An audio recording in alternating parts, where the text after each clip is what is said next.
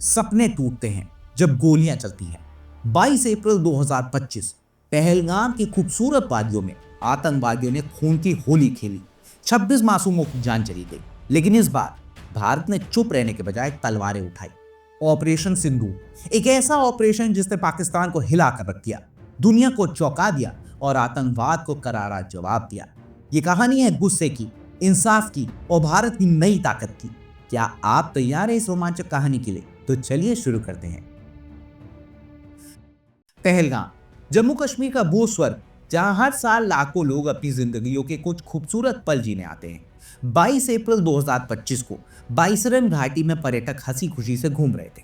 बच्चे खेल रहे थे, जोड़े सेल्फी ले रहे थे, लेकिन तभी अचानक गोलियों की आवाज।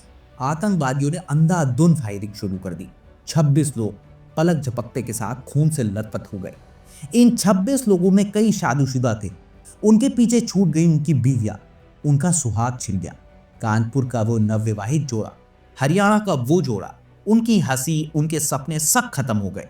यह हमला सिर्फ लोगों पर नहीं था, भारत के दिल पर था। लेकिन सवाल यह है कि क्या भारत चुप रहेगा? जवाब है नहीं। इस बार भारत ने फैसला किया, खून का बदला सिर्फ खून से लिया जाएगा। 7 मई 2025 रात की देर रात 12 बजे भारत की तीनों सेनाएं, थल, नौसेना और वायुसेना, एक साथ तैयार। ये एक ऐसा नजारा 1971 के बाद भारत पाक युद्ध के बाद पहली बार देखा गया था। ऑपरेशन सिंदूर शुरू हो चुका था और इसके निशाने पर थे पाकिस्तान और पीओके के 9 आतंकवादी ठिकाने। भारत ने सटीक हथियारों के साथ हमला बोला। निशाने पर थे बहावलपुर, जो जैश ए मोहम्मद का गढ़ था, मुरीद के, जो लश्कर ए तैयबा का अड्डा था। उसी के साथ साथ कोटली, मुजफ्फराबाद, गुलपुर, भिम्बर, चक अमरूबाग, सियालकोट और अहमदपुर पूर्व। हर ठिकाना आतंकवादियों का ट्रेनिंग कैंप था, जहां से भारत के खिलाफ साजिशें रची जाती थी। भारत ने एक एक करके सबको नेस्तो नाबूद कर दिया। लेकिन रुकिए, भारत ने यह साफ कहा, हमने पाकिस्तान के किसी सैन्य सुविधा को छुआ तक नहीं है। यह हमला सिर्फ आतंकवादियों पर था। फिर भी पाकिस्तान ने इसे युद्ध का ऐलान करार दे दिया। सवाल यह है, क्या वो अपने आतंकवादियों को बचा रहा था या कुछ और ही छिपा रहा था? जवाब आपको नीचे कमेंट में देना है। अब एक बड़ा सवाल, इस ऑपरेशन का नाम सिंदूर ही क्यों रखा गया? सिंदूर, वो लाल निशान जो हर सुहागन अपने माथे पर लगाती है। ये हिंदू संस्कृति में शादी और प्यार का प्रतीक है। लेकिन पहलगाम हमले में कई औरतों का सिंदूर ही छिन गया। उनके पति, उनका सुहाग हमेशा के लिए चले गए। भारत ने इस ऑपरेशन को उन पत्नियों को समर्पित किया। यह सिर्फ एक सैन्य ऑपरेशन नहीं था, यह था वादा कि हर आंसू का हिसाब लिया जाएगा। ऑपरेशन सिंदूर का नाम उन नवविवाहित जोड़ों को भी श्रद्धांजलि था जिन्होंने पहलगाम में अपनी जान गंवाई। भारत ने कहा, हमारा सिंदूर, हमारा सम्मान कोई छीन नहीं सकता। आइए थोड़ा ऑपरेशन की गहराई में जाते हैं। 7 मई 2025 की रात, समय था 1:44। रक्षा मंत्रालय ने एक बयान जारी किया। कहा गया, हमारा ऑपरेशन फोकस, मापा हुआ और गैर बढ़ावावादी था। इसका मतलब क्या होता है? भारत ने बहुत सोच समझकर हमला किया। निशाने पर सिर्फ आतंकी थे, ना कि पाकिस्तान की सेना। भारत ने दुनिया को दिखाया कि वो जिम्मेदार है, लेकिन कमजोर नहीं। ऑपरेशन के बाद भारतीय सेना ने भी एक्स पर लिखा, न्याय हुआ, जय हिंद। ये सिर्फ एक ट्वीट नहीं था, ये था भारत की जीरो टॉलरेंस पॉलिसी का ऐलान। प्रधानमंत्री नरेंद्र मोदी और रक्षा मंत्री ने खुद इस ऑपरेशन की निगरानी की। इससे साफ है, भारत अब आतंकवाद को बर्दाश्त तो करेगा नहीं। लेकिन दूसरी तरफ पाकिस्तान की हालत देखने लायक थी।